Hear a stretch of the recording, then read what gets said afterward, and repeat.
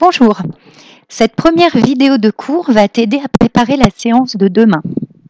Pendant les vacances, en principe, tu as lu une pièce de théâtre de Molière, Le médecin malgré lui. Au mois de juin, j'ai l'intention de mettre en place un projet avec votre classe de 6e, une mise en scène de la pièce qui fera participer toute la classe. Demain, mercredi, je répartirai les scènes entre les différents groupes. Chacun se verra attribuer un rôle à apprendre pour début juin. Tu devras demain en classe repérer le texte correspondant à ton rôle en surlignant les paroles prononcées au style direct par ton personnage. Donc on va découvrir ensemble ce tutoriel qui va te permettre de savoir comment faire. Donc quand on lit une pièce de théâtre, c'est d'abord parce qu'on est un acteur. En principe, une pièce de théâtre se découvre dans une salle de spectacle comme simple spectateur et on peut tout à fait avoir accès à une pièce de théâtre sans la lire en allant simplement assister au spectacle. Ceux qui consultent le texte peuvent être bien sûr des lecteurs, mais prioritairement des metteurs en scène ou des acteurs. Avant même que ne débute le texte théâtral, on trouve toujours au début d'une pièce de théâtre la liste des personnages. Dans mon édition, voilà comment elle se présentait.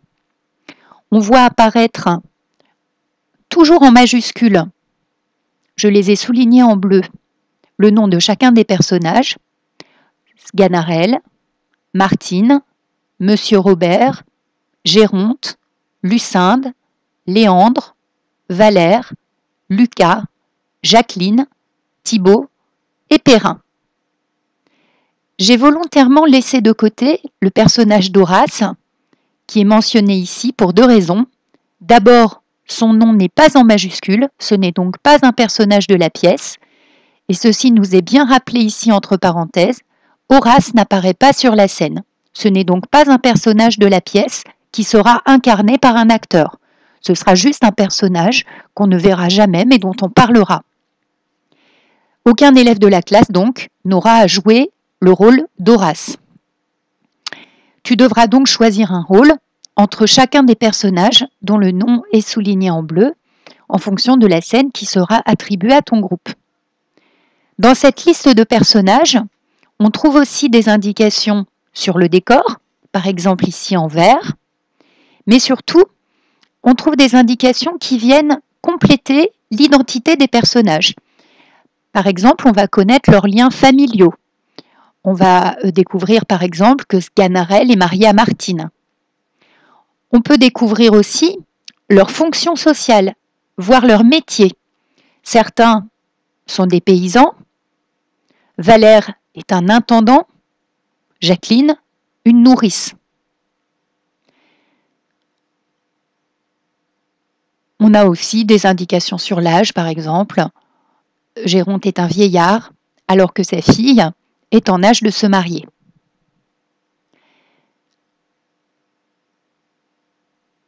Si on regarde la première scène de la pièce, on se rend compte que cette scène est précédée de plusieurs indications. D'abord le nom de l'acte, le numéro de l'acte, acte premier, tout en haut, puis le numéro de la scène, scène première.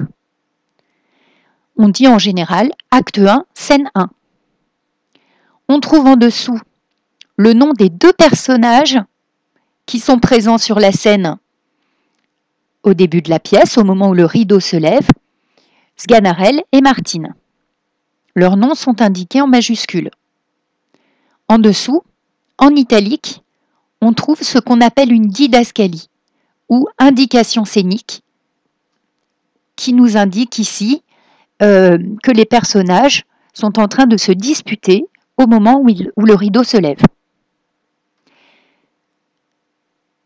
Avec cet exemple, on peut imaginer que tu as choisi le rôle de Sganarelle. Si tu joues le rôle de Sganarelle, tu devras donc surligner plus particulièrement les paroles qui sont je vais remettre, voilà, les paroles qui sont surlignées ici en jaune. Tu laisseras de côté les paroles prononcées par Martine. Et donc, dans cette scène, une réplique sur deux sera prononcée par Sganarelle. Ce qu'on remarque, c'est que chaque réplique, c'est-à-dire chaque parole prononcée ici par Sganarelle, est précédée du nom de ce personnage écrit en entier.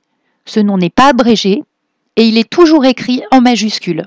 Cela permet de distinguer plus facilement quel acteur, quel rôle joue cet acteur, hein, et de différencier le nom de l'acteur du texte qu'il doit prononcer. Donc là, par exemple, je peux même utiliser un petit peu la gomme pour bien montrer que le nom de Sganarelle, bien sûr, n'est pas prononcé par l'acteur. Alors, il y a des cas parfois un petit peu plus complexes. Prenons cet autre exemple. Il s'agit ici de l'acte 1, scène 4. Même si on nous indique ici simplement le numéro de la scène, on trouve ici une indication plus précise qui nous renseigne et sur le numéro de l'acte et sur le numéro de la scène. On se rend compte, si par exemple tu incarnes le rôle de Martine, que les paroles de Martine ne sont plus une réplique sur deux. En l'occurrence, dans cette scène, 3 personnages interviennent. On trouve toujours leur nom après le numéro de la scène. Ici, il s'agira de Valère, Lucas, Martine. Si on ne se rappelle plus qui ils sont, on peut toujours, comme lecteur, se reporter à la liste des personnages au début de la pièce.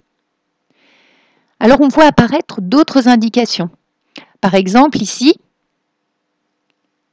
entre la parole prononcée par Martine et le nom de Martine en majuscule, on trouve une indication scénique en italique qui n'est pas prononcée par l'acteur, mais qui lui sert à interpréter le rôle. Ici, Martine doit donner l'impression qu'elle est en train de rêver et qu'elle parle toute seule. Dans cette autre réplique, on trouve une première didascalie se croyant toujours seule, puis une autre didascalie qui vient interrompre le flot de ses paroles et qui est donc bien distinguée de sa réplique par les italiques plus les parenthèses. Et cette fois-ci, on nous indique qu'elle dit tout ceci en rêvant, de sorte que ne prenant pas garde à ces 2 hommes, elle les heurte en se retournant et leur dit. Ici, la didascalie nous indique un jeu de scène par lequel Martine doit bousculer les 2 hommes, puis s'adresser à eux. La didascalie sert parfois en effet à indiquer à qui la réplique est adressée. Dans cette scène où il y a 3 personnages, cela nous permet de comprendre par exemple au début que Lucas parle à Valère, ou plus tard que Valère parle à Lucas, et plus tard que Martine parle aux 2 hommes. Voilà donc le bilan de cette première vidéo de cours.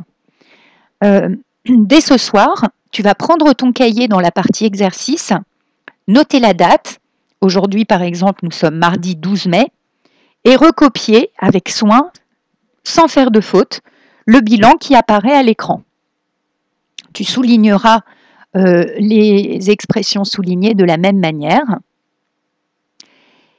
Et tu ajouteras en dessous la définition de 3 mots-clés que je vais surligner avec toi et dont tu trouveras la définition dans les pages 378-379 de ton manuel.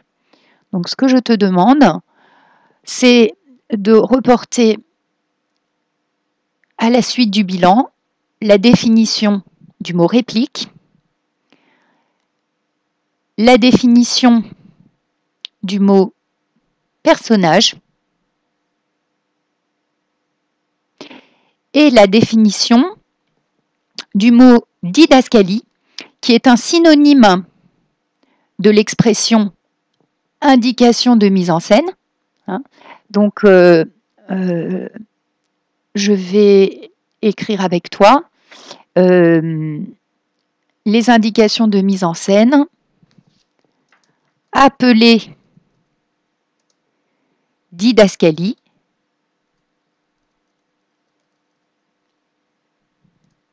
voilà, apparaissent en italique et parfois entre parenthèses. Alors ici, ma parenthèse, évidemment, n'est pas justifiée. Voilà. Donc le dernier mot à définir dans le cahier, c'est le mot didascalie.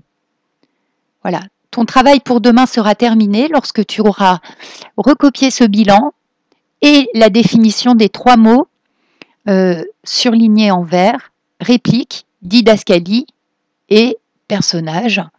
Je gomme ici le petit décalage. Voilà.